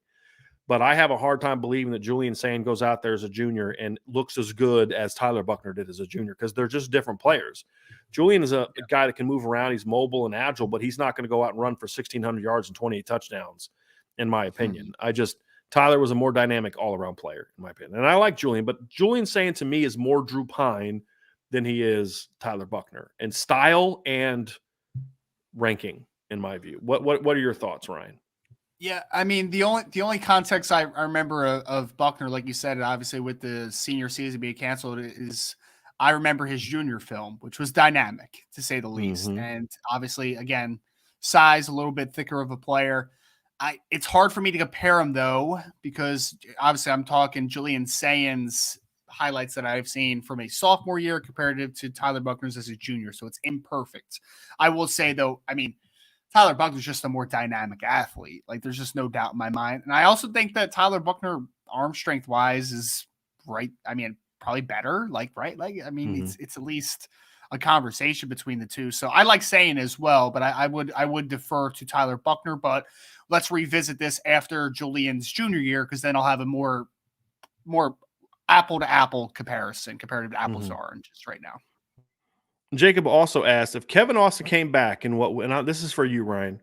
If Kevin Austin came back in what we hope will be an offense that opens up, he could have worked his way into the first round, no question. Ryan Roberts, my draft guy, agree or disagree that Kevin would have had a chance to work himself into the first round had he come back next year? I mean, anything's possible in the draft world, but first round just seems a little rich to me. Like, if you would have said day 2 player, I would have been like, yeah, I can get there. Like, even the second round, or like high second, I can get there from an athleticism perspective. It's tough to have that conversation because you don't know what the improvements would have been looking forward, right? Like, I would have, because again, Kevin could have gotten better at the line of scrimmage. He could have gotten a player better at using his physicality more consistently down the field. His drops could have been remedied. Like, there's a lot of things that could have been improved, where the upside, I think, is of a top 50, top 40 type of player. But it's very hard to just kind of make that big of a leap from one year to the other, Jacob. So I do think that the talent is in the ballpark, but I think that first round is just a little too rich for me in that big of a jump. I think he could have. And the reason I'll say that is because, now let me rephrase that, if with the new coaching. Because I think Kevin would have learned just from the experience alone. I mean, again, this is a kid who had like 7 career catches coming into the season. I think you would have had 2 years of film to be able to go off of, which would have helped him. I don't think as of right now, next year's draft class looks to be quite as deep as this year's. There's some good dudes in it so far, but again, guys always emerge, right? Like, you've got the kid from Ohio State will be a part of it. You'll have some guys that'll emerge and break out, but right now, it's not the Ohio. I mean, a year ago we're talking about Chris Olave and Garrett Wilson, right? A year ago we're talking about Drake London. I mean, a lot of the guys that have emerged. I mean, right now it's like Jordan Addison, Jackson Smith, and Jigba, and like, who else would you kind of throw into that conversation, right? I mean, I think there's a room for a 6'2", 210-pound kid to go out there. And again, if the game improves and the offense opens up, this is a kid who had 40-some catches and 888 yards this year with an offense that wasn't opened up for half the year, and a guy that had no technical foundation to build upon. If Chancey Stuckey is a guy that we think is going to improve that and the offense opens up, I do think there's an opportunity for Kevin Austin, to break out, because the reason I say that, Ryan, is you look at the numbers. I mean, that's first round testing. Would you agree with that? At 6'2", 200 plus pounds, that's first round testing. So none of the combine stuff would have hurt him. No. And if all of a sudden he comes out with a year in which, he has 60 some catches for 1,100, 1,200 yards and 10, 11 touchdowns, that's, you know what I mean? Like, that's to me, and, I think that's a guy that could be in the conversation to be a first one, because let's not forget the kid had over 100 yards in three of his last 5 games. When the offense did start to open up last year, he started to put up numbers. And now some of that for Notre Dame was kind of late in that bowl game. But if you just took his numbers from the last 5 games and project that over an entire season, that's 1,290 yards. Mm-hmm. That's pretty good. And he had 3 touchdowns in the last 5 games. So if he could have built on that, I think he could have been in the conversation. Now, I'm not going to go the whole no question. I think there's always would have been question. Right. But I think he would have had a chance, because Kevin has to prove all the technical stuff in the world. I part of it, his drops are partly coaching, because the lack of confidence. At the end of the day, there's other guys on the team weren't coached worth a darn, and they never drop balls like the way Kevin did. I mean, would he have been able to prove that? That would have been the bigger question for me. He needs to win the contested balls and all that, but I think Kevin would have had a chance to be in that. He'd have been a day 2 lock to me. Lock. Love it. But he would have had a chance to get into round 1, because part of it's need too, right? Like, if you're a team looking for a receiver, am I looking for a smaller guy or a bigger guy? That can be part of it too when you talk about the fit and where people are in the draft. All right, let's get to some more here, because I really want to talk about this NFL stuff. Sean Green says, where does Hamilton most likely end up going? This is for you, Ryan. I'm a Giants fan, so I'd definitely be excited pairing him with McKinney at safety. Yeah, no, I like the Giants fit a lot. I've highlighted that one on Twitter before. I would say, again, I think the clock starts at 3 with the Houston Texans, and I think it ends at pick 8 with the Atlanta Falcons. So I think it's going to be somewhere in that range. If it gets past the Falcons, I definitely don't think it gets past number 10 with the New York Jets. So I think the Jets, Giants, Texans, I think that they all make a lot of sense, especially with the Jets having 2 multiple top 10 picks. Like, those are the teams that I think make the most logical sense for a guy like Hamilton. Michael McLaughlin says, I don't think Hamilton has a decent comparison, and that's why he's generational. It's fair. It's very fair comment. I fair. Have no response to that, Michael. I just thought it was a good comment, and I wanted to bring it up. I think that's a very fair thing. Absolutely. Notre Dame 2164. Kyren Williams looked like he got too used to I love this comment. Kyren Williams looked like he got too used to pausing and looking this year, and he lost speed because of it. I've had people say something before. It's like, because he couldn't just go, and I don't think it had anything to do with his combine, but I just thought that was a funny comment. I just had to pull that up. Adam Blair asks, this is a question for you, Ryan. Is Notre Dame in a good spot for Peyton Woodward still? Woodyard is his name, so I just wanted to correct that real quick, Adam. But yes, they're in a great spot because he's Kyle Hamilton's cousin, right? So they have a little bit of an inside track there. Right. Every time I've talked to Peyton, and I think an update the other day on the board, he's a national recruit, right? Like, I think on 3 or 247 has him as the top 10 player in the class. So like, he's a dude, man. He's a dude out there in California. So a lot of people are going to be after him. But right now, Notre Dame has the inside track, obviously, with the family relationship, and he is very receptive to Notre Dame, and he likes Notre Dame a lot. He's already been there multiple times for games. So, yes, they're in a very good spot for Peyton Woodyard, the 2024 safety out of Cali. All right, let's go down here, and we got some more here. Zach Martin with Super Chat. This was great. Thank you for this, Zach. Article today on how they are already red flags for Kelly. You will never guess. It's assistant coach hires and locker room drama over his quarterback decisions. Shocking. That was an interesting article, Brian. I don't know if you had a chance to read that or not yet, but yeah, it was, letting a certain well-liked assistant go, Corey Raymond, and some of his other questionable hires. There's some people in LSU country down in the Bayou that didn't love the staff he got put together. I think there's some good hires on his first staff, and there's some real questionable hires on his first staff, that's Brian Kelly. right? Like that's him. He'll make some good hires. Like, yeah, it's a good hire. And then it's like, that was stupid. And then kind of negates the good hire that you made. And then the Jaden Daniels one made like, yeah, that's not going to go over well. Oh, they got 4 SEC caliber quarterbacks. They do now. They won't in a month. You know what I mean? Right. Like those kids aren't all going to sit down after they got lied to. You talked Miles Brennan out of the portal so he could wait around for you to go get Jay Daniels. Come on. You know, so Brian Kelly has no clue how to handle a quarterback room, in my opinion. None. And that was the most Brian Kelly move ever, in my opinion. And I'm very curious how it's going to play out. What are your thoughts on that whole drama there, Ryan? It was, and I haven't read the article, but I will comment on Jaden Daniels for a second. Jaden Daniels is a talented player. When I saw though that he's going to LSU, I was kind of like, that's a little okay. And then I saw that Miles Brennan, like you said, is coming back. They have Garrett Nussmeier right there, right, too, the younger quarterback that is obviously he's a talented. And they just signed Walker Howard.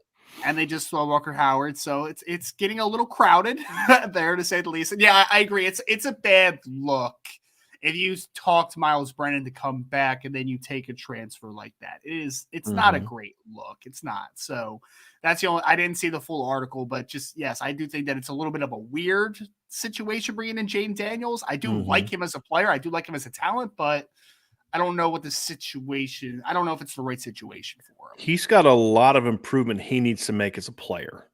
Yes. And I felt he needed to go somewhere where it was going to be guaranteed. I mean, this kid's coming off a year as a junior, as a third-year starter in which he threw 10 touchdowns and 10 picks. Now, are there coaching issues and player issues and all that related to that? Yes, of course. He only played 4 games a year before because of COVID. Not his fault. But the fact is he hasn't looked great the last 2 years. Now, the talent's there. But he needed to go somewhere where they were going to coach him up. And there's no evidence of the last 12 years that Brian Kelly knows how to do that, in my opinion. And we'll see how it plays out. But I don't have a lot. And I think it's going to end up doing more damage because you're going to lose some of the guys you have. Not that Miles Brennan is like a great player. And in theory, I don't necessarily think I don't love Nussmeier. And as much as I like Miles Brennan as a talent, he hasn't been able to stay healthy. So I kind of understand why you would need to add another guy. I just the manner in which it kind of went down, it's just kind of like, it's not going to go over very well. That's not going to go over very well at all. Ty B, Ryan, this is for you. How's the wide receiver board looking besides Cardinal Tate? I love the Great House kid. And I'm going to give you a little hint. So does Ryan. Dude, I really do like Jaden Greathouse out of Westlake, man. He's a really talented football player. Hey, Ty, it's a really talented board. You obviously highlighted the top guy on the board in Cardinal Tate out of IMG Academy, originally an Illinois kid. But they have guys like Rodney Gallagher, who is still on the board out of Pennsylvania, who's a really talented wide receiver. Ronan Hannafin, who we talked about, was kind of being recruited as an athlete, but he could also play wide receiver out of Massachusetts. You mentioned Jaden Greathouse is a guy that they are definitely in on out of Texas. He has ties, obviously, to Coach Stuckey a little bit when he was at Baylor, as does Braylon James, who's down at Del Val in Texas as well. So those are kind of the main group of guys that Notre Dame is really hard on right now. And I think that they are in position very well for a few of those guys. So board looks very talented right now. Malik Elsey is a guy that's still on the board. Rico Illinois. Flores is a guy. Yep. Rico Flores is a guy from California that's on the board. There's no doubt in my mind that I think they'd like to take 4. The 4 pure receivers they'd like to get in this class is what Ryan just said. It's Cardinal Tate, it's Rodney Gallagher, it's Jaden Greathouse, it's Braylon James in any order. I mean, that's the 4 they want to get. And that would be sort of their quote unquote dream scenario for Notre Dame. But there's other guys on the board. They like Tyler Williams a lot from Florida, who I like a lot as well. They like Kyler Casper a lot, who I think they have no shot at right now at this point in time. He's just not interested. Like I said, Rico Flores, Malik Elsey. So there's some good players on the board for Notre Dame right now.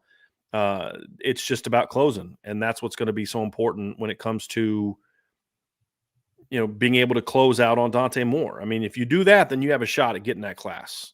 There's no doubt about it. Yep. 99 Problems of BK Ain't One. That is the best name anyone has ever had on this show.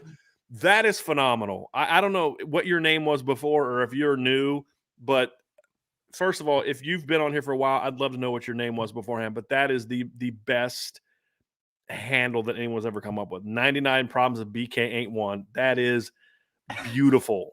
Beautiful. You have gone up on my favorite people list. There's no question about it. The question, however, is would it be realistic to think that Dante would commit during or before the blue gold game? And if he doesn't, does that cause concern that he isn't sold on Notre Dame and is trying to find his favorite? Prediction wise, I would say I will be shocked if we get through the blue gold game and Dante Moore hasn't committed somewhere. That would surprise me. I think he'll make a decision before or around that time. I do. And look, Ryan, you and I have talked about this on the message board. We had a long conversation with people about this. And this is just based on not only what we know of Dante and his desire to make the right decision for him, but also know that the timing of it is important when it comes to, filling out the class of wherever he's going to go, right? But also looking at the data. I mean, I've pointed out, I think 22 of the 30 top 10 quarterbacks of the last 3 years. So if you took the last 3 years, the top 10 from each year, I think 22 of the 30, I think it was the number, were committed before the end of April. It's a big number. I think 27 of the 30 were committed by the end of July. And now committed also means some of them flipped. Like Jake Garcia was committed early. There were several kids that committed early that ended up flipping somewhere else down the road, but they made their first commitment. So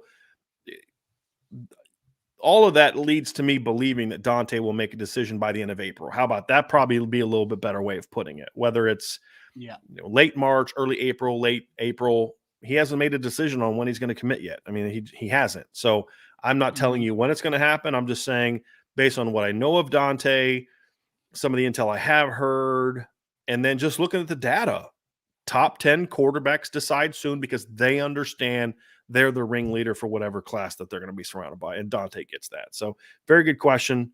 That's where we're at.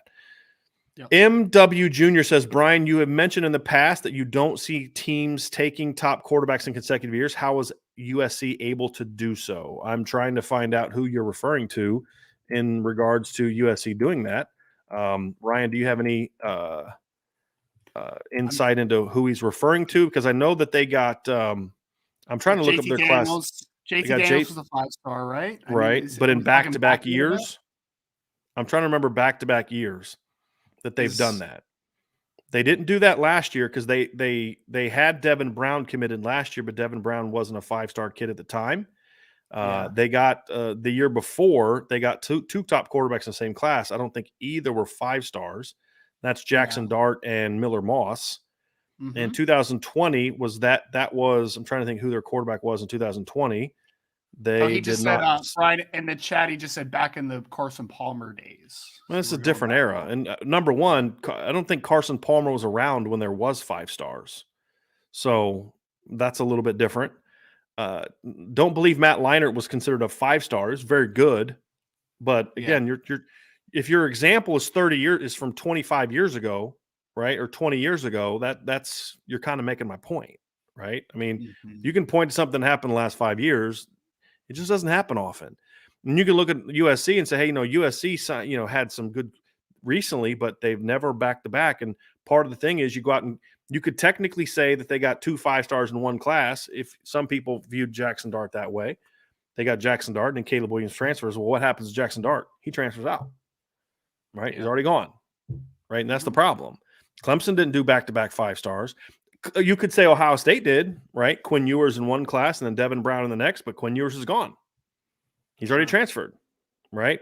So that's the thing is it doesn't happen often. I've never said it never happens. I said it rarely happens. You hardly ever see it, and you just don't. And the example you just gave is from over 20 years ago when those guys came. So it isn't something you see very often. And we're getting close to wrapping up here. Rob says, Brian and Ryan, sorry if you've answered this before, but are the interview questions more useful to scouts in the draft than the overall physical skills? So the testing is about verification, right? So if you watch a film of a player that you assume is a fast, like let's just play a wide receiver, for instance. You watch film and you say, Will Fuller is a 4.3 athlete. That's what I believe. That's what the game film tells me. And then you go to the combine, he runs 4.3. That's a check. That's exactly what I saw. I don't need to add anything to this evaluation. Slam dunk, done. But if Will Fuller goes and runs 4.5 and you thought he was a 4.3 kid, then you might need to go take a second look, right? It doesn't change your grade, but it might be like a, hey, guy, you may have saw something that maybe you need to go take a second look at, right? So to answer your question, Rob, it is much more important at the combine for the interviews section because you only get 15 minutes in these timed interviews. And then during the pre-draft process afterwards, you're going to have the visits, right? Where you get a little more of an in-depth opportunity to talk to these prospects. But that is much more where you sit down and you dig into a football IQ of a player, their backgrounds, their mentality, how they carry themselves, all that conversation. So that honestly can make or break players. Like a lot of times it's not the physical traits or reason that a player fails or succeeds. It's that mental side of the game, right? So yes, to answer your question, it is much more important at the combine for the mental side, the interview section, than it is for the athletic traits. Because you should honestly just be there to check a box. You shouldn't be there to find something new. Nothing new should be found during those athletic testing drills. But you are going to find out a lot of things for the first time when you get the chance to sit down with the player. So, Ryan, I want to talk about this trade. So what I'm saying, everybody knows I'm a Denver Bronco fan. The Denver Broncos traded multiple first-round picks for Russell Wilson. Yep. Great player.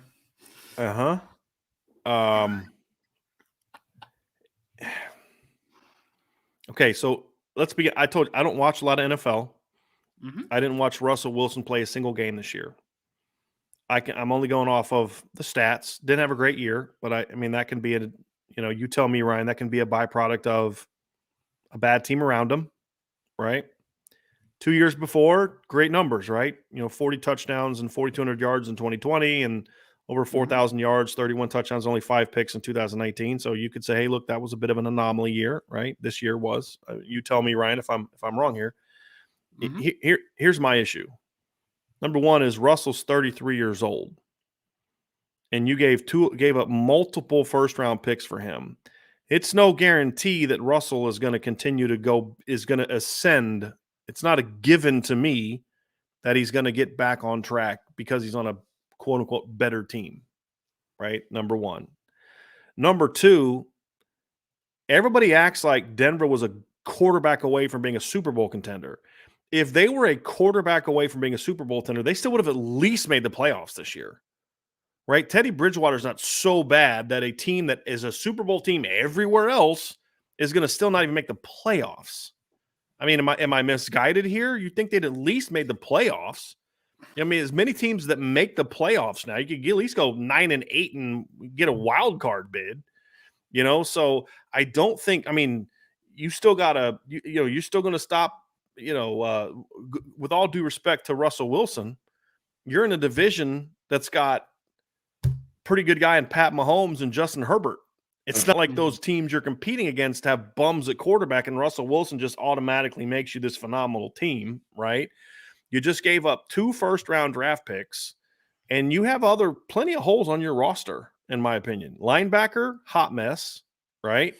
Offensive line is still a concern other than, you got a good left tackle. You hope that some of the young guys you've drafted are going to emerge, but Graham Glasgow hasn't really been able to stay healthy and be that guy since he came over. So I just, and look, Jerry Jeudy, none of the receivers have shown me that they are what people think they are yet, and so I'm just looking at say, look, I guess this just doesn't super fire me up because you gave up 2 future first-round draft picks for a 33-year-old quarterback coming off of his least productive season, arguably of his career. Well, at least going back to 2014. So I guess that's kind of where I'm coming from on this one. You watch more of it, Ryan. Should I feel this way or should I be excited about this? You tell me. I think you should be excited, honestly, because I've watched a lot of Russell Wilson being an LA Rams fan. Like I see him twice a year at least, probably more at that point. And I will say that he did not have his best year, but there was a lot of context to that situation. He was dealing with an injury, on the throwing hand, all that good stuff. So I still think when healthy, Russell Wilson is a top 5 quarterback in the National Football League right now.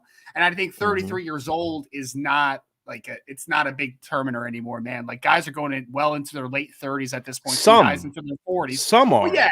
Not all. But I mean, he's right. Well, yeah, but the great quarterbacks are tending to last a little longer than they once did, right? So I think that Russell has that ability to last a little longer. I like the wide receivers. I agree that Jerry Jeudy needs a big breakout year, right? Like we need to see that.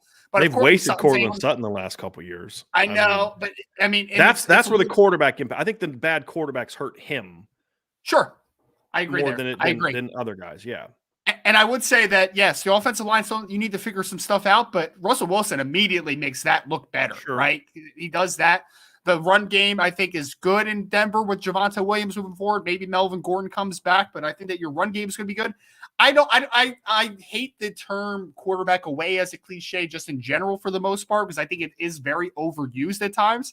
But I do think Denver has a good roster, and I think that they can compete in the playoffs. Now, the tough part is that you are in the same division, like you just said, with the Chiefs and Pat Mahomes, who's obviously a very good player and a great player, and the Chiefs are a good team. But I do think that they are buoyed a little bit by Pat Mahomes now that, and especially that he's on that big contract now, the teams are starting to get a little right? Like they're starting to even out a little bit more.